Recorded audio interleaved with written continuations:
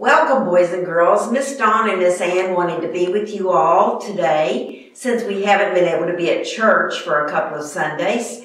So we just wanted to come and do our Sunday school class so that you could see that we're still here. Everybody's doing well. We hope that you all are. And we just wanted to say hello to you and have our Sunday school lesson today as we visit together. So the first thing we normally do during our Sunday school class is sing Happy Sunday morning. So we're going to do that. So you sing with us as we sing for you. Ready? Here we go. Happy Sunday morning, happy Sunday morning. We sing and pray and read God's book. It's Happy Sunday morning. Today we're going to have our story that we usually have. Today the story is about a man who had no friends. None. Right now you have friends, but you probably feel like you don't have friends because it's hard to be with your friends right now. But I'm going to read to you a story from Luke 19 about a man named Zaccheus. There was once a man who didn't have any friends. None. Do you have friends? Well, of course you do. But not Zaccheus. Poor Zaccheus didn't have any. You're probably wondering why. Was it because he was so short? That's not a reason not to like someone. Was it because he had a name that was hard to say? Well, neither is that. Even though he was short and he did have a funny name, that wasn't it. No, people didn't like Zaccheus because he stole their money. Zaccheus collected taxes. Taxes were what people had to pay the king. But Zaccheus took more than he was supposed to and kept the extra money for himself and made himself rich. Everyone knew what he was up to, and it made them cross and grumpy. They didn't like Zaccheus one bit. So they made sure he knew it by doing things like avoiding him and walking on the opposite side of the street and pretending not to see him and whispering things like, "There's that nobody who thinks he's a somebody," loud enough so he could hear.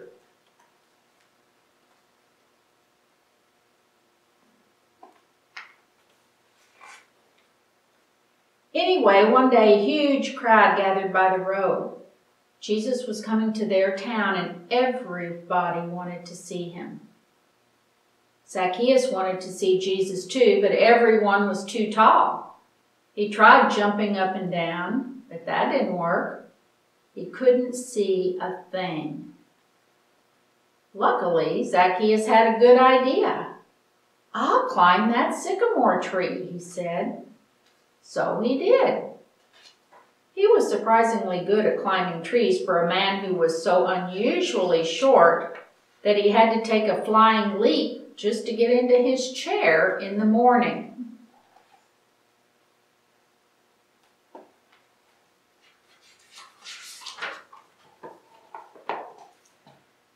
From the tree, Zaccheus had the perfect view all the way down the road.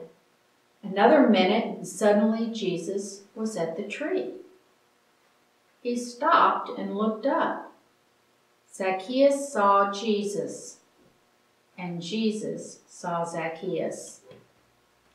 "Zaccheus," Jesus said, "I'd like to come over to your house."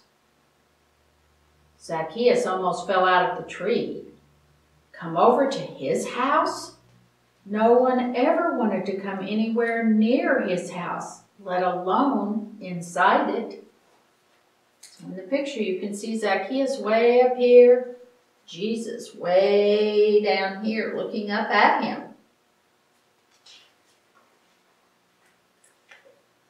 The people saw this, and needless to say, it made them even crosser and grumpier than usual. They mumbled and murmured and muttered. Why is Jesus being kind to that big sinner? Doesn't Jesus know about him? Zaccheus scrambled down and took Jesus to his house. He was in a big hurry because he didn't want Jesus to change his mind. Perhaps Jesus hadn't heard about him. Perhaps Jesus didn't know about how he had been stealing and how no one liked him and how he didn't have any friends. But Jesus knew. He knew all about Zaccheus and the stealing and everything. And he still loved him. Zaccheus was ashamed. Lord, he said, turning pale, what I've done is wrong. But now I want to do the right thing. I will give the money back to everyone, 4 times what I stole. And that's just what he did. Jesus smiled.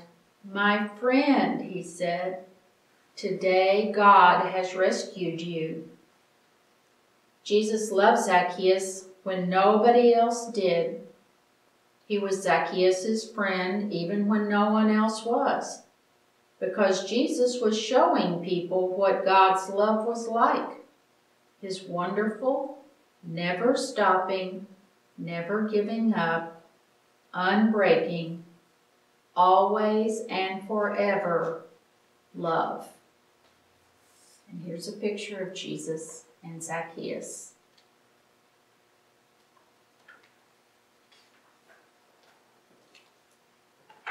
Our Bible verse that goes with this for you to learn this week, I'm just going to give you a short part of it so you can learn it on your own. It comes from Ephesians 2:8. For it is by grace you have been saved. So you want to say that with me? For it is by grace you have been saved. Miss Ann and I are going to sing a song about Zaccheus that we learned when we were young. It's got some actions to it. So watch us when we sing it, and then when we come back together, we'll all sing it when we finally get back into Sunday school together.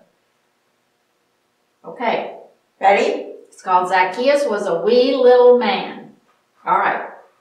Zaccheus was a wee little man was he. He climbed up in a sycamore tree, for the Lord he wanted to see. And as he said, "You walk that way," he looked up in the tree, and he said, "Zaccheus, you come down. For I'm going to your house today. I'm going to your house today." That's the song of Zaccheus. We'll sing it all together. And you can keep listening to it and learn it yourselves. And when we all get back to church, we'll sing that song together. Now we're going to say the Lord's Prayer together that we've been working on. I hope you said it with Pastor William last Sunday when he said the Lord's Prayer. But we'll say it together now, and we'll practice that. Are you ready to pray? Okay. Our Father, who art in heaven, hallowed be thy name.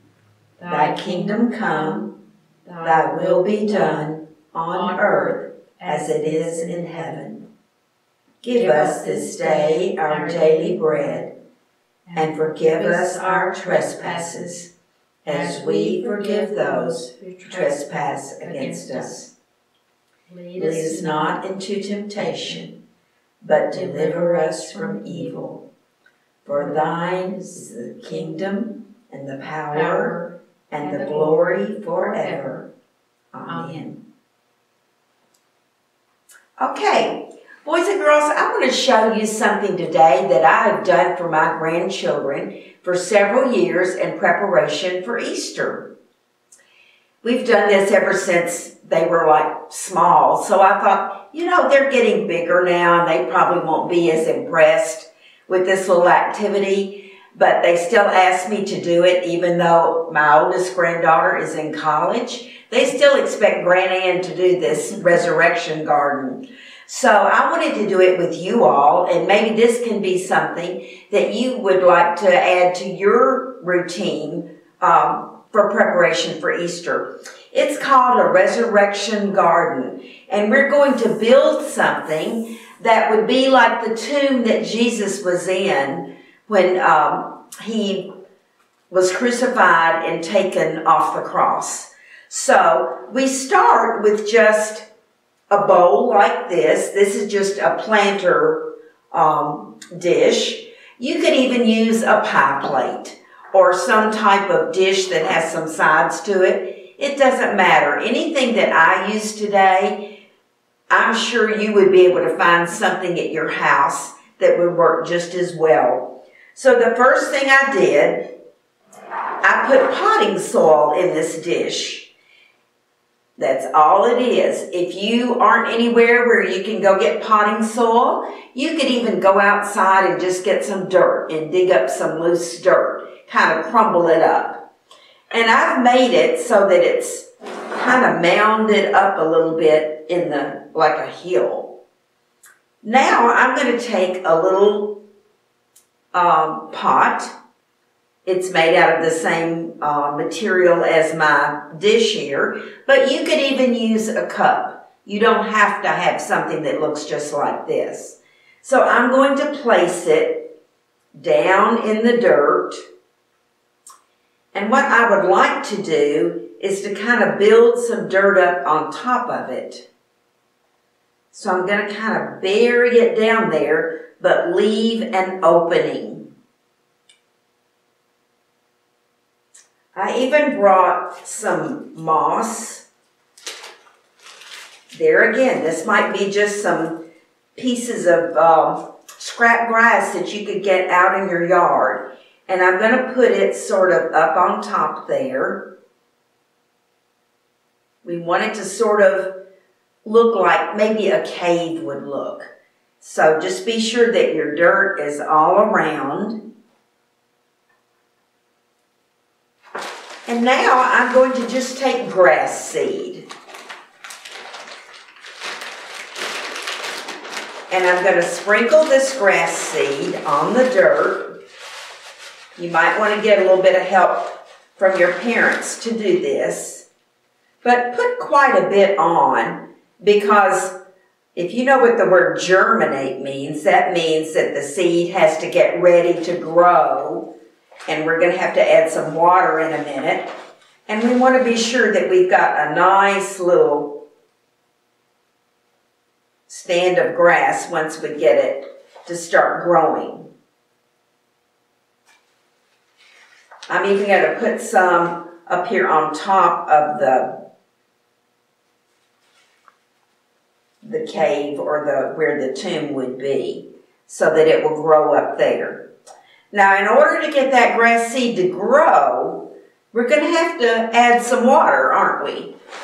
So, I just brought a cup of water, and I'm going to sprinkle it on there and get it pretty wet, because we want that grass seed to start growing pretty soon.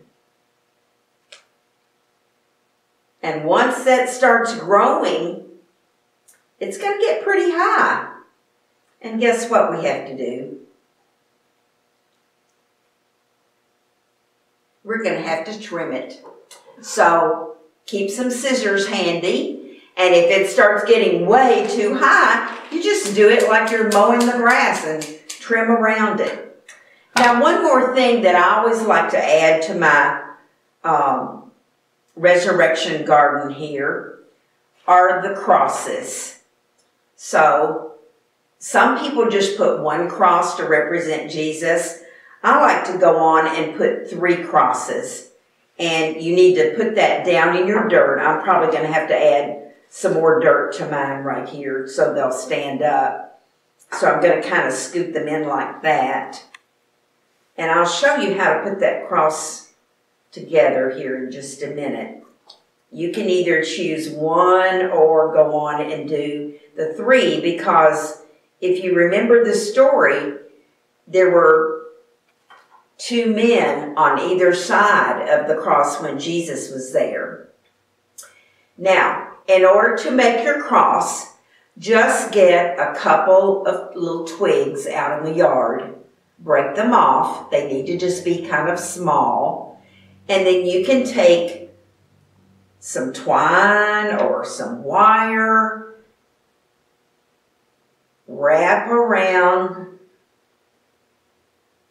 so that it's going to stick together. Do it kind of tight.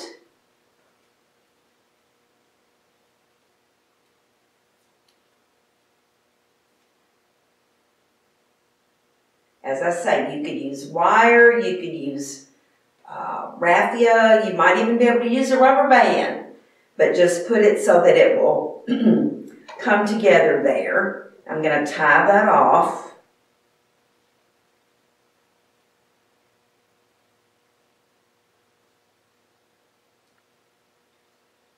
And then I can trim off the part that we don't need.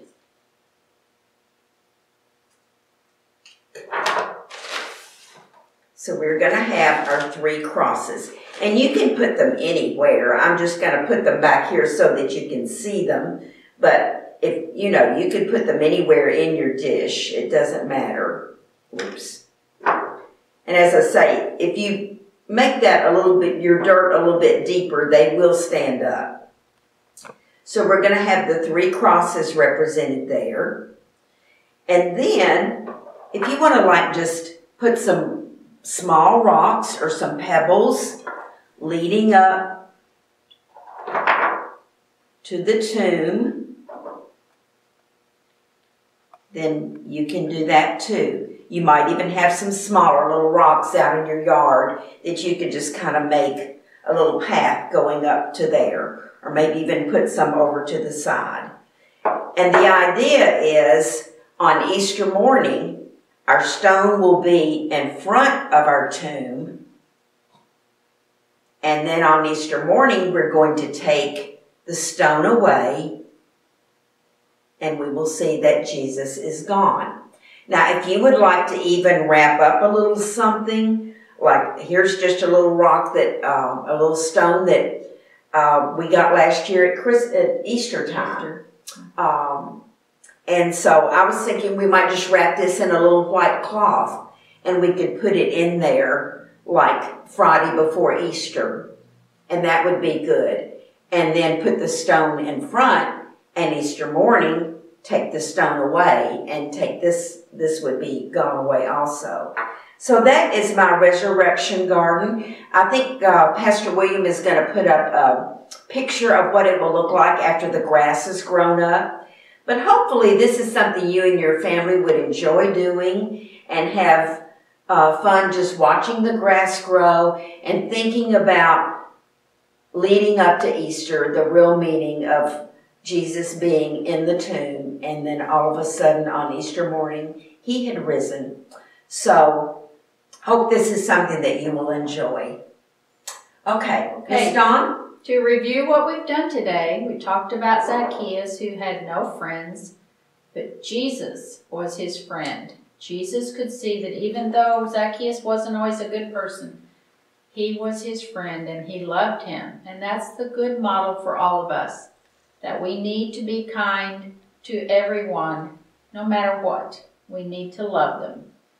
And then Miss Ann shared our resurrection garden that you can talk to your parents about making. And we'd love to see pictures if you do make one. We'd love for you to share your pictures with us. So we hope you have a good week. We hope you've enjoyed this Sunday school lesson, and we're so anxious to see all of you again. And boys and girls, remember, God loves you, and so do we. And we will see you soon.